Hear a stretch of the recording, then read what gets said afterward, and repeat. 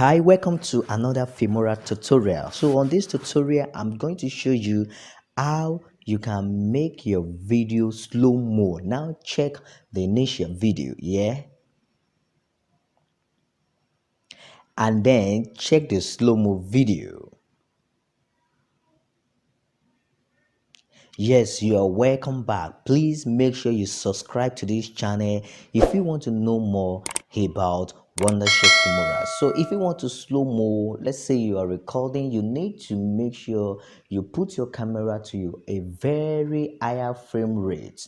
Maybe frame rate of like 60 frame rate per second or better frame rate per second that is more than 60 depending on the type of camera you are using. But for this, I'm going to use a video that I download from a free website, which are Pexel. I download this from it, and then you can equally go to Pexel and you download video, that are shot in higher frame rate, so that if you want to make it as slow mo, it will not be jackering.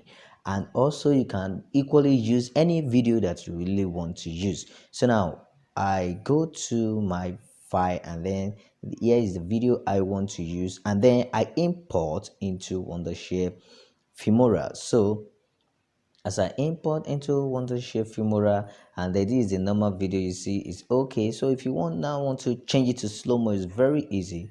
Double click on the image, and then you come to this top bar here, the second bar here, you will see something, and then you will see speed. Click on speed, and then you click on slow, and then you click on 0.5. 0.5 is very okay, but if you click on 0.01, the slow-mo will not be very real. But if you click on 0.5, you see that the slow-mo will be real. So let me play.